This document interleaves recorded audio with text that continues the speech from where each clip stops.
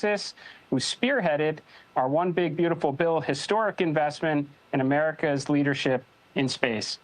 The chairman is with me now at Johnson Space Center, and over to you, Mr. Chairman. Well, thank you, Jared. Integrity, this is Ted, comms check. It is, I feel very official now. I will say I feel particularly profound. This is the first and only time in my life when I've stood next to someone who is speaking on behalf of the people of Earth. That's a heck of a statement, and I know that you guys are. I can only imagine the awe and wonderment you feel, but I want to just start by saying thank you. You are inspiring. That is not hyperbole when Jared speaks about the people of Earth. Across the planet, people are watching you and amazed, watching you put food packets away, as we were doing just a few minutes ago, watching you float around with the floating head, and you are bringing people together all across our globe. So thank you. Thank you for your good cheer. Thank you for your eloquence. Thank you for inspiring people. I have two questions. Number one, if you could go back in time and talk to yourself at age 10, what would you tell yourself about going to the moon? And then question two, if and when they make a movie about this, who do you want to play you?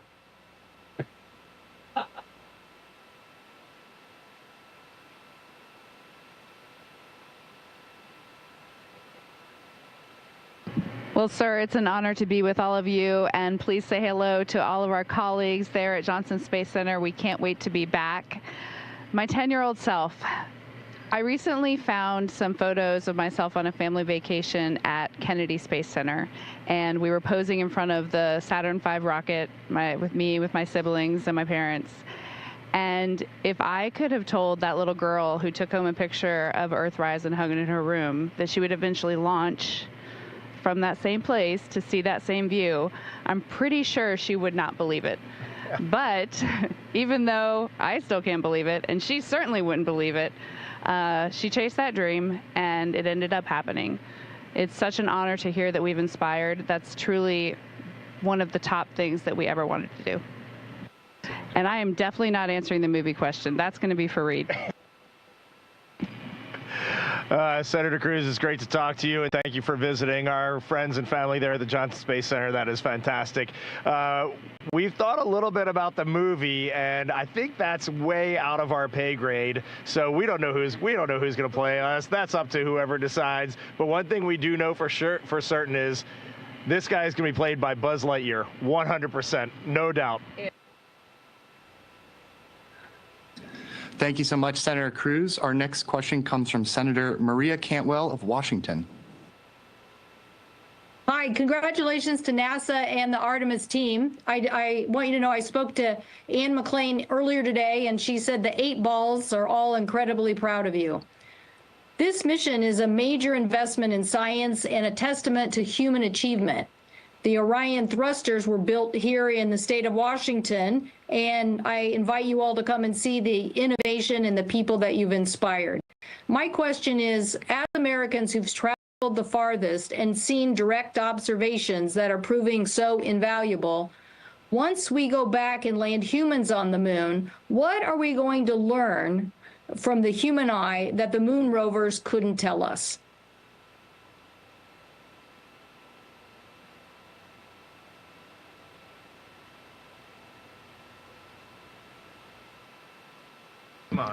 You know, I hope this really resonates because of right now and what's going on back there, at least what we hear about going on back home and in our communities.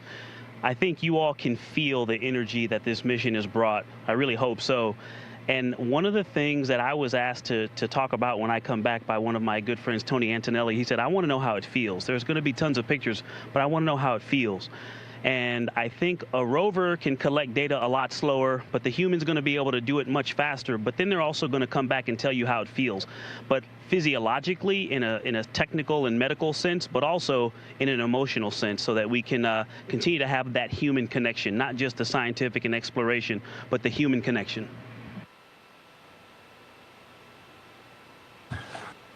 Our next question comes from Senator Jerry Moran of Kansas. Good evening to all of you. On Monday, Administrator Isaacman and I visited the Cosmosphere in Hutchinson, Kansas. Commander, it's the place you told me was the best space museum in the world. I've repeated that many times. I'd like to extend an invitation to each of you to come visit us in Hutchinson and be my guest. But I also want you to tell me how you can see the Artemis II mission, as well as the Cosmosphere, inspiring the next generation for the well-being of the world.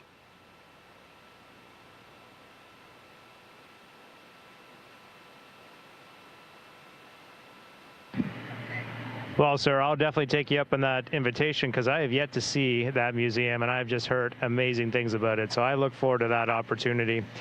And I hope that maybe something from this mission will end up in that museum at some point in the future. You know, as far as inspiration goes, I really think it comes down to just getting stuff done. And you can have an inspiration program, you can invest a lot of money in that, or you can have a program that just goes out and gets things done, like the Artemis program is doing. And then you can spend your inspiration program dollars on just disseminating that to the masses. And that is what I see happening here right now. I think we're knocking it out of the park. Thank you, sir. Our next question is for Reed, comes from Senator Chris Van Hollen of Maryland. Well, greetings to all of you. Reed, I had a special question for you because of your old alma mater. What would you say to a student attending your old high school, Delaney High School in Baltimore County, or to any other student in America who aspires to follow in your footsteps as an astronaut?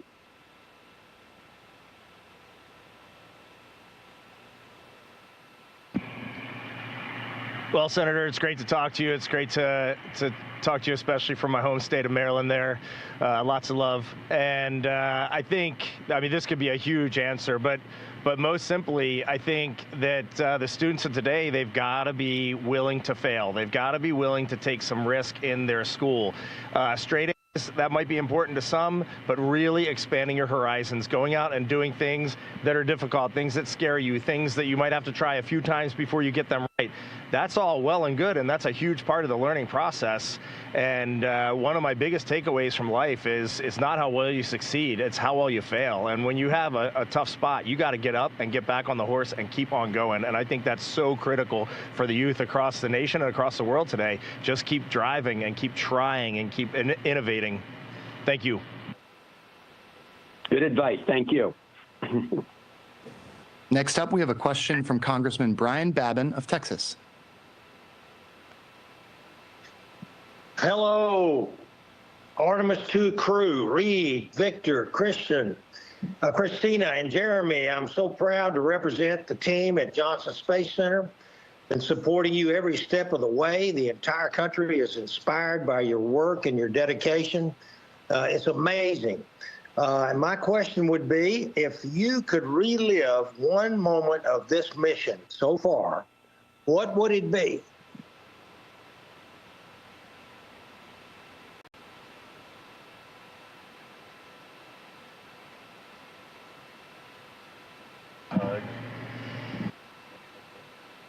Wow, we are all brainstorming, and it would be a lot easier if you had said a list of 5, but I'm actually going to go way back because the big contenders are the eclipsed moon, which was one of the most surreal things any of us have ever seen, and it literally rendered us speechless.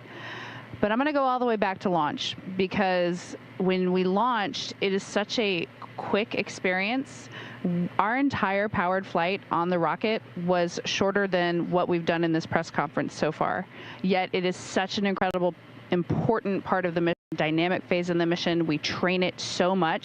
And if I could go back and replay it in slow motion to just imprint those memories even more, I would do it in a heartbeat. Outstanding. Thank you. Our next question comes from... Our next up, we have Congresswoman Zoe Lofgren of California. Well, hello, crew, and thank you for all you've done. You've inspired people all over the world, and Brian Babin and I worked together on the committee to make sure you have support across the board. Your last 8 days have taken place in the Integrity Orion spacecraft. Now, integrity is a quality we all strive for and hope our leaders can live up to. This mission has been unifying in so many ways and captured a global audience. What do you hope humanity takes away from it?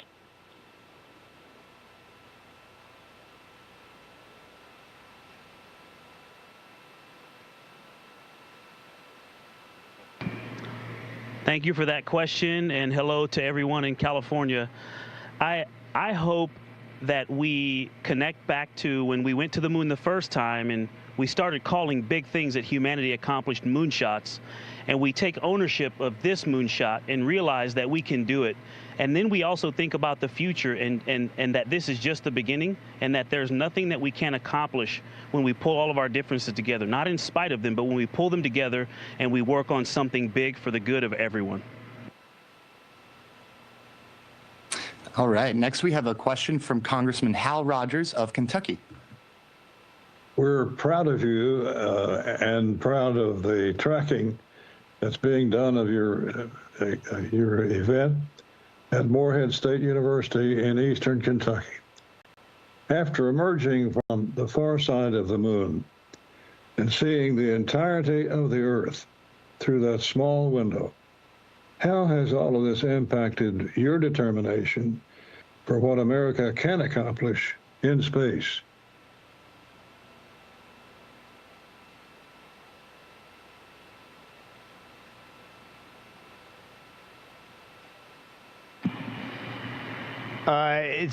It reminds you, first, just being, right now we're 106,000 miles away from planet Earth still, and we'll be home tomorrow.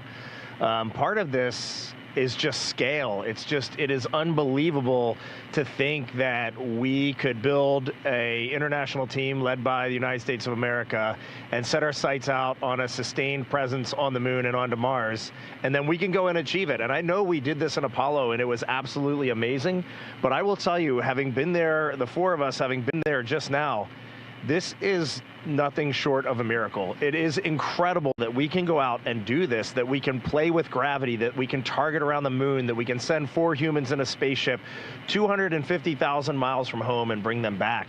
There is nothing this nation cannot do when it has a vision. It just has the capability to go out and get anything done we want to get done.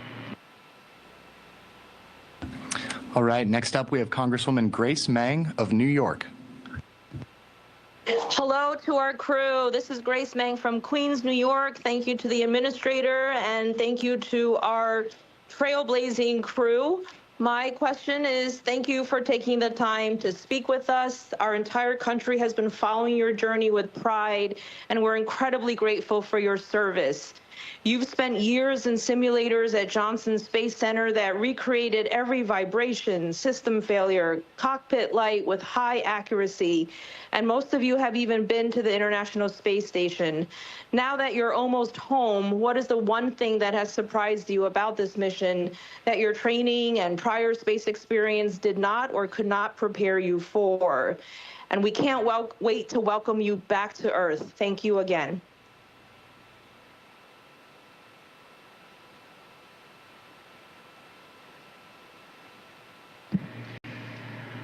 Well, it's going to be a 2-for-1 deal because I definitely have to call out what Christina was talking about, seeing the far side of the moon, but eclipsed. And when it's eclipsed, the sun was, I know you saw some pictures, and the pictures look pretty close to what we saw, but it really was something. But the other thing, kind of your question made me think about when you're talking about all the simulations. We simulate the first day of the mission a lot and the last day of the mission a lot. And near the end of the first day, we separate from the upper stage of the rocket, and then that's when we did the proximity ops where we flew around the upper stage as if we were docking to it. And in the simulator, you watch and you have all these things you're checking to see if you have actually separated from the vehicle. And if you haven't, you have a bunch of things you need to do because it's not good. And in space, it's nothing like that. We essentially got ejected off the top of that thing. We were all sitting in here waiting for that moment, and all of a sudden, we're all pinned to the floor. Like, well, I guess we separated.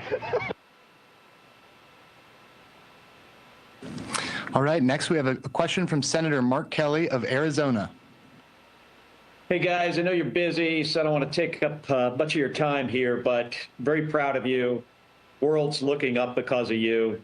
You've reminded millions of people what a crew and a mission and a shared purpose can really do.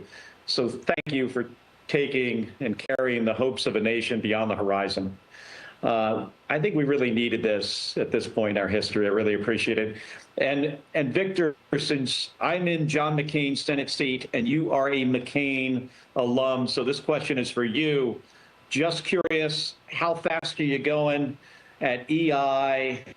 What kind of Jeep profile are you going to be on? And how sporty of a ride do you expect it to be when those chutes open?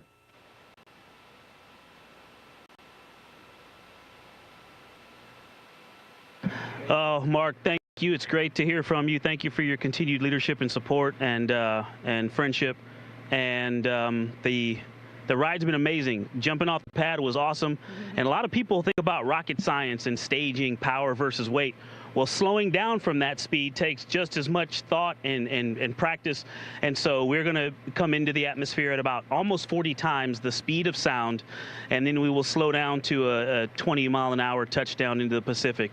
But the G profile will actually be very similar to what it is on launch. We'll get up into the 3 Gs, just over 3 Gs on the way down for a normal entry. But if it was a ballistic, we could get up to as high as 9, 10 Gs, which is what you pull in a fighter jet. But we could be doing that for several minutes, for 8 or 9 minutes. And so the G profile is going to be pretty sporty. But when we touch down, the heat shield and the parachutes are going to get us nice and slow so that we touch down at a, what did I say, about a 20-mile-an-hour splashdown in the Pacific. And we can't wait to see the dive team and the Navy that are going to come and pick us up. All right, thanks, guys. All right, next we have Senator Katie Britt of Alabama.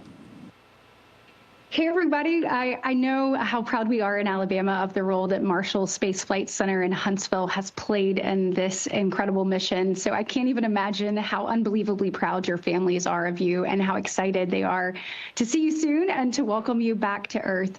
So instead of a question, I want to let each of you just take the next minute to publicly address your children and the next generation of space explorers as history-making Space Flight, this mission enters its final hours. So thank you so much for your incredible service and your example.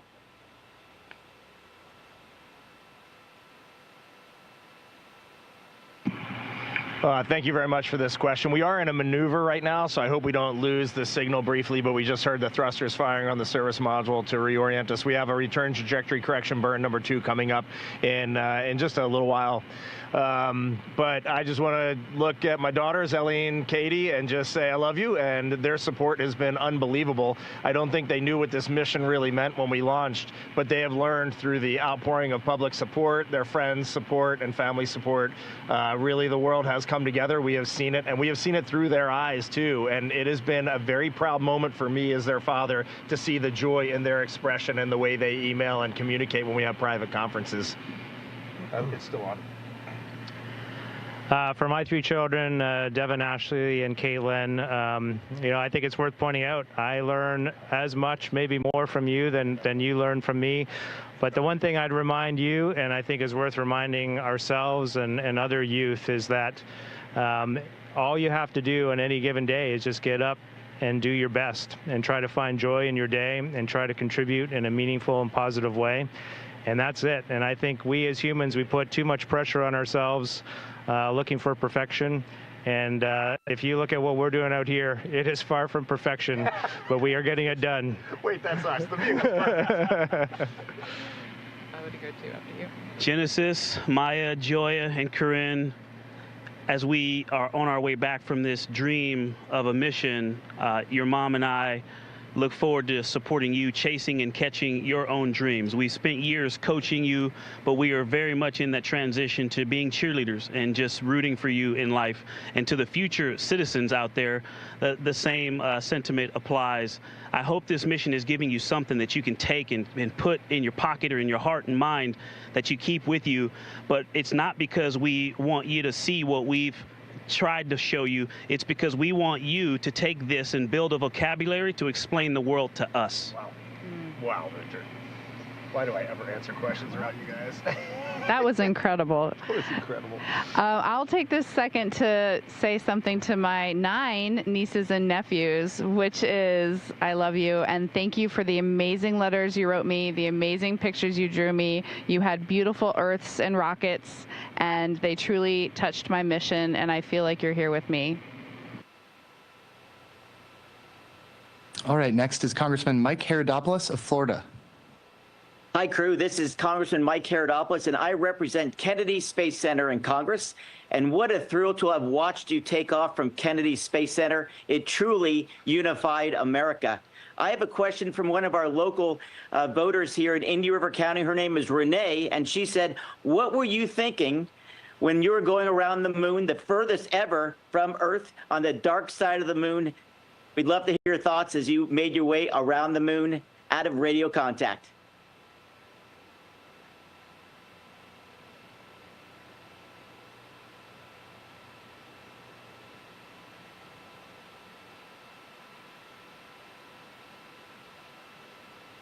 So during the time of the nearest approach to the moon, we were doing so much science. I took a brief moment to say a short prayer of gratitude for being sent on this mission and trusted with, bringing back scientifically relevant information. And I also just felt like I was hoping that people looked up and were watching to see when we came back into communication, and that maybe there was a chance that folks would feel a sense of togetherness. We have a moment of silence whenever something solemn and that requires reverence or someone that we love has passed away, but maybe we could call it a moment of togetherness. As we were in radio silence, I was really hoping that we could just have a sense. You heard the word togetherness a lot from our crew, and really was hoping that while we were waiting to get back in contact, that people could just feel that sense of togetherness, that we were all a crew on Spaceship Earth. All right, our second to last question is from Congresswoman Valerie Foushee of North Carolina. This one's for Christina. Good evening, Artemis II crew. Indeed, you are inspirational and you make us all proud Americans. I'm proud to represent the North Carolina School of Science and Mathematics in Durham, North Carolina, where Dr. Cook attended high school. With Dr. Cook becoming the first woman and Captain Glover, the first person of color to travel this far into space, what message do all of you have for the next generation of explorers who may be seeing themselves in this mission for the first time?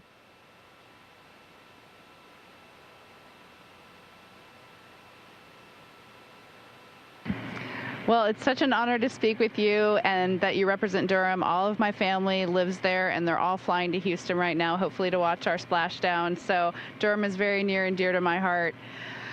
There's a lot to say about that topic. I feel like for us, we don't necessarily see any one individual as, deserving of anything or accolades for being a first.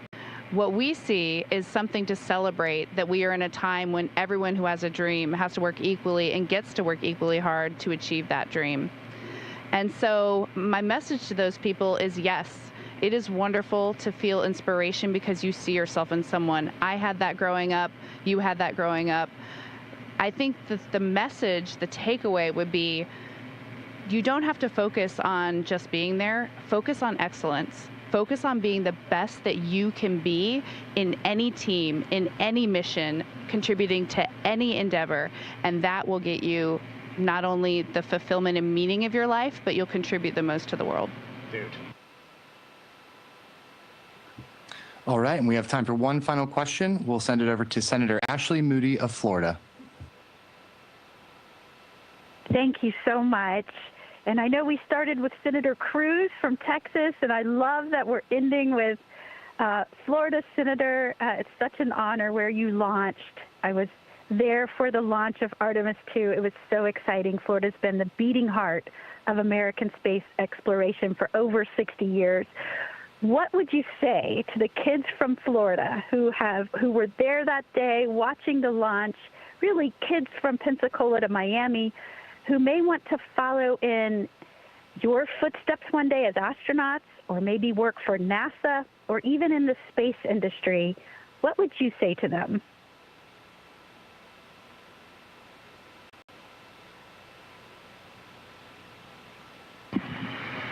I would say we are in the golden age of space exploration right now, thanks to the leadership of Jared Isaacman and our political leaders, many of whom are gathered here right now.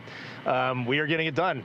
We have our sights set on the moon. We have our sights set on Mars. We have probes going out across the solar system, robotic precursor missions, the moon, Mars, moons of planets around our solar system. There's just limitless potential here. But I also want to just not single out people who are interested in spaceflight. I would say anything that you find a passion in, what it sparks your interest. There is no right answer for every human. It's in your soul. So Jeremy likes to say every one of us has a gift, and we need to share our gifts to be happy. And so if you want to be a vet, be a veterinarian. If you want to help people, be a nurse or a school teacher or a public servant, a police officer. There are so many things out there. And when you find that fire in your soul and you know what you're meant to do, just lean all in and go for it. And if some of you end up going and walking on Mars, the four of us, myself, Victor, Christina, and Jeremy, we will be in the front row cheering you on loud and clear. All right, we are out of time for today's event. That concludes the event. Thank you to everyone who was able to tune in, and thank you to our elected officials for joining us. Artemis II crew, we look forward to seeing you back home soon. You watched unmatched hours of Artemis coverage across the C-SPAN networks, from liftoff to the historic lunar flyby, as the crew traveled farther from Earth than anyone in history. Stay with C-SPAN as we prepare for the Artemis II moon mission return to Earth on Friday.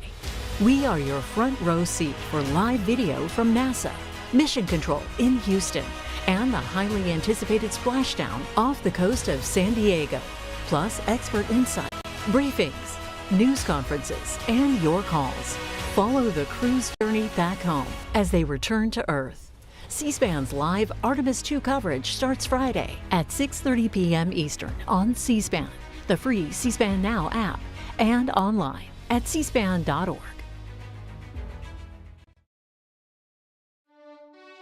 C-SPAN's Washington Journal, our live forum inviting you to discuss the latest issues in government, politics, and public policy from Washington, D.C. to across the country, coming up Friday morning. Jennifer Kavanaugh of Defense Priorities discusses the latest on military operations against Iran.